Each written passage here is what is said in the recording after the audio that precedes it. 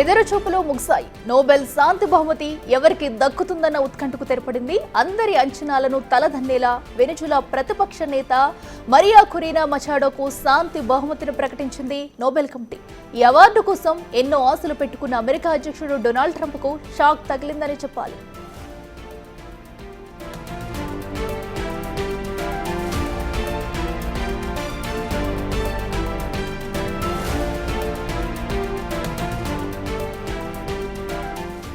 ఏడాది నోబెల్ శాంతి బహుమతి తనకే కావాలంటూ చాలా కాలంగా ట్రంప్ నానాయాగి చేశారు. బహిరంగంగానే ప్రకటనలు చేశారు, బెదిరించారు, వేడుకున్నారు. తనకు తప్ప వేరే ఎవరికీ నోబెల్ శాంతి బహుమతి అందుకునే అర్హత లేదన్నారు. తాను 8 యుద్ధాలు ఆపానంటూ ప్రకటించుకున్నారు. ఇక చివరికి నోబెల్ శాంతి బహుమతి ప్రకటనకు ఒక్కరోజు ముందు కూడా హమాస్, ఇజ్రాయెల్ మధ్య యుద్ధ విరమణ ఒప్పందం కుదిర్చి శాంతి బహుమతి తనకే రావాలంటూ మరోసారి ప్రకటించారు.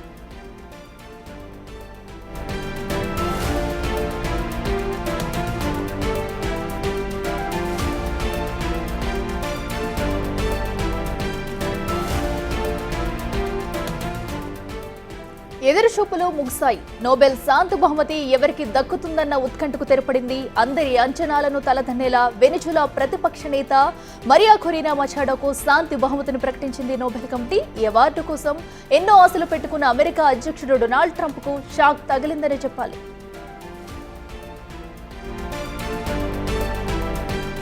ఏడాది నోబెల్ శాంతి బహుమతి తనకే కావాలంటూ చాలా కాలంగా ట్రంప్ నానాయాగి చేశారు. బహిరంగంగానే ప్రకటనలు చేశారు, బెదిరించారు, వేడుకున్నారు.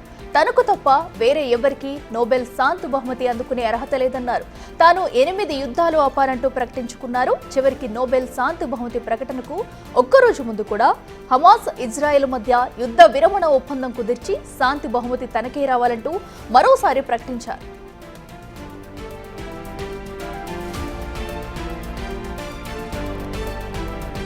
ఇంత ఘోరంగా నోబెల్ శాంతి బహుమతి కోసం ఆరాటపడినా కోరుకున్నవారు ఎవరూ లేరని చెప్పాలి. కానీ ఇంతటి చెత్త పేరు తెచ్చుకున్న ఏకైక నేత డొనాల్డ్ ట్రంప్ అనే చెప్పాలి.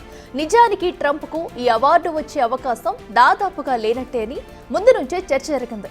ఎందుకంటే నోబెల్ కమిటీ ఈ అవార్డు ఇచ్చేందుకు చాలా అంశాలను పరిగణలోకి తీసుకుంటుంది. దీర్ఘకాలిక శాంతి ప్రయత్నాలు, అంతర్జాతీయ సహకారం, నిరుపేదల సంక్షేమం వంటి అంశాలను ప్రాధాన్యతగా చూస్తుంది.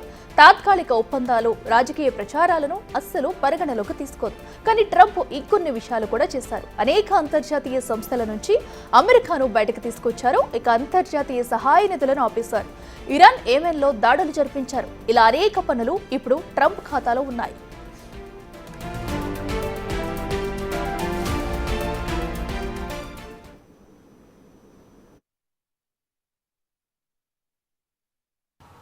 The Nobel Peace Prize for 2025 goes to a brave and committed champion of peace, to a woman who keeps the flame of democracy burning amidst a growing darkness.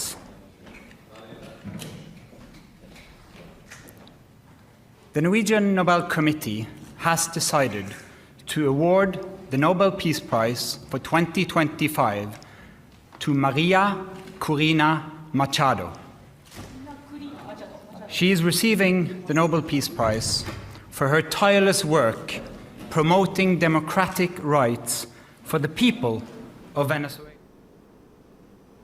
ఎదురుచూపులు ముగిశాయి. నోబెల్ శాంతి బహుమతి ఎవరికి దక్కుతుందన్న ఉత్కంఠకు తెరపడింది. ఇక అందరి అంచనాలను తలదన్నేలా వెనిజులా ప్రతిపక్ష నేత మరియా కురీనా మచాడోకు శాంతి బహుమతిని ప్రకటించింది నోబెల్ కమిటీ. ఈ అవార్డు కోసం ఎన్నో ఆశలు పెట్టుకున్న అమెరికా అధ్యక్షుడు డొనాల్డ్ ట్రంప్కు మాత్రం షాక్ తగిలిందని చెప్పాలి. ఇక ఈ ఏడాది నోబెల్ శాంతి బహుమతి తనకే కావాలంటూ చాలా కాలంగా ట్రంప్ నానాయాగి చేశారు. బహిరంగంగానే ప్రకటనలు చేశారు, బెదిరించారు, వేడుకున్నారు. తనకు తప్ప వేరే ఎవరికీ నోబెల్ శాంతి బహుమతి అందుకునే అర్హత లేదన్నారు. తాను 8 యుద్ధాలు ఆపానంటూ ప్రకటించుకున్నారు. ఇక చివరికి నోబెల్ శాంతి బహుమతి ప్రకటనకు ఒక్కరోజు ముందు కూడా హమాస్, ఇజ్రాయెల్ మధ్య యుద్ధ విరమణ ఒప్పందం కుదిర్చి శాంతి బహుమతి తనకే రావాలంటూ మరోసారి ప్రకటించారు.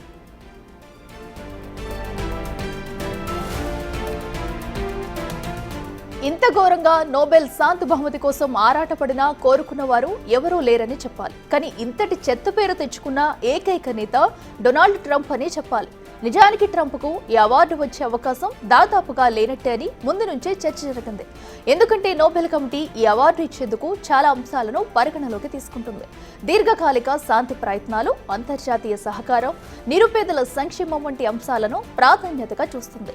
తాత్కాలిక ఒప్పందాలు, రాజకీయ ప్రచారాలను అస్సలు పరిగణలోకి తీసుకోదు. కానీ ట్రంప్ ఇంకొన్ని విషయాలు కూడా చేశారు. అనేక అంతర్జాతీయ సంస్థల నుంచి అమెరికాను బయటకు తీసుకొచ్చారు. ఇక అంతర్జాతీయ సహాయ నిధులను ఆపేశారు. ఇరాన్, యెమెన్లో దాడులు జరిపించారు. ఇలా అనేక పనులు ఇప్పుడు ట్రంప్ ఖాతాలో ఉన్నాయి.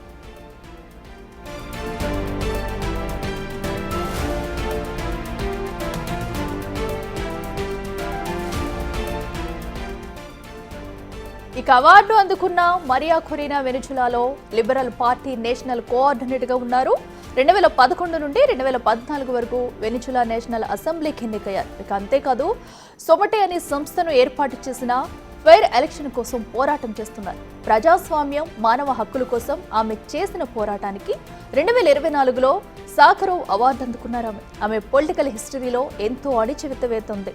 అదే సమయంలో బెదిరింపులను కూడా ఎదుర్కొన్నారు. వెనిజులా ఆమెపై దేశ ద్రోహం కేసును కూడా నమోదు చేసింది. అంతేకాదు దేశం విడిచి వెళ్లవద్దని నిషేధం కూడా ఉంది.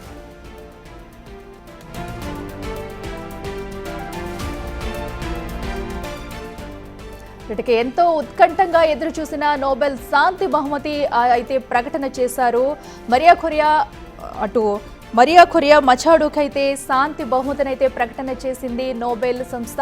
దీనికి సంబంధించి డిసెంబర్ 10న కూడా ఈ అవార్డునైతే ఆమె అందుకోనున్నారు. దీంతో మరో పక్కన ఈ అవార్డుపై ఎన్నో ఆశలు పెట్టుకున్న ట్రంప్కి అయితే షాక్ తగిలిందనే చెప్పాలి. సో నిన్నటి వరకు కూడా ఎంతో హోప్స్తో ఉన్నారు. తనకి అవార్డు కావాలంటూ కూడా ఆయన ఎంతో భీష్మించుకుని కూర్చుని ఉన్నారు. సో అయితే అందరి ఆశలను తలదన్నేలా కూడా ఒక మహిళకైతే ఈ నోబెల్ శాంతి బహుమతి ప్రకటించడం జరిగింది. సో ప్రస్తుతం అయితే మరియాకు 58 సంవత్సరాలు. ఆమె అయితే ప్రస్తుతం వెనిజులా మానవ హక్కుల శాంతిలో కూడా ఆమె కార్యకర్తగా ఉన్నారు. సో వెనిజులాను ప్రస్తుతం ప్రజాస్వామ్యంలోకి తీసుకురావడంలో ఆమె ఎంతో సేవ చేశారు. సో వీటన్నింటినీ పరిగణలోకి తీసుకుంటూ కూడా ఈ రోజైతే నోబెల్ బహుమతిని ప్రకటించడం జరిగింది. సో డిసెంబర్ 10న అయితే ఈ అవార్డును ఆమె అందుకున్నారు.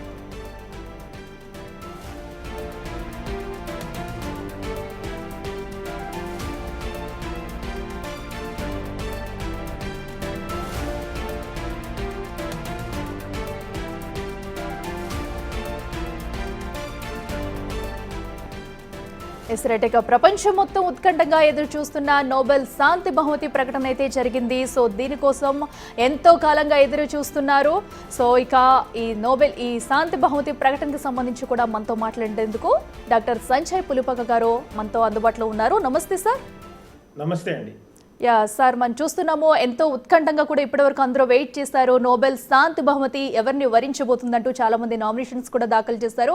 అయితే ఎట్టకేలకు 58 ఇయర్స్ ఉన్న వయసున్న అటు మరియా కొరియా మచాడోకు అయితే బహుమతిని అయితే ప్రకటించడం జరిగింది. ఫస్ట్ ఆఫ్ ఆల్ ఆమెకు కంగ్రాచులేషన్స్ చెప్పాలి. సో దీని పట్ల మీరేమంటారు? చాలా మంచి నిర్ణయం అండి. సుదీర్ఘకాలంగా అక్కడ ఉన్న ప్రభుత్వాల మీదకి ప్రజాస్వామ్యం కోసం చాలా కాలంగా యుద్ధం చేస్తున్న మహిళ. సో ఆవిడకి ఇవ్వటం అన్నది అక్కడ ఉన్న ప్రజాస్వామ్య వ్యవస్థలకు కానివ్వండి, లేదా ప్రజాస్వామ్యం అణిచివేయాలనుకుంటున్న వాళ్ళకి ఒక క్లియర్ మెసేజ్ వెళ్ళటం జరిగింది. అలానే అక్కడ ప్రజాస్వామ్యం కోసం పనిచేస్తున్న వాళ్ళకి కొత్త ఊపు వస్తుంది. కొత్త ఉత్సాహంతో వాళ్ళు మళ్ళీ నిలబడి వాళ్ళ ఉద్యమాన్ని ముందుకు తీసుకెళ్లే ప్రక్రియ కొనసాగుతూనే ఉంటుందండి.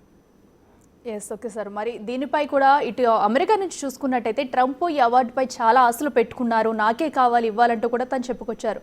ట్రంప్కి అవార్డు దక్కకపోవడాన్ని మీరు ఎలా చూస్తారు? అంటే యాక్చువల్లీ జనరలీ డిసెంబర్, జనవరి లేదా ఫిబ్రవరి వరకు నామినేషన్స్ తీసుకుంటారండి. తర్వాత వాటి మీద ఫుల్ ఫ్లెడ్జ్డ్ గా రివ్యూస్ అవన్నీ నడుస్తాయి. ఆ తర్వాత వాటిని అనౌన్స్ చేయడం జరుగుతుందండి.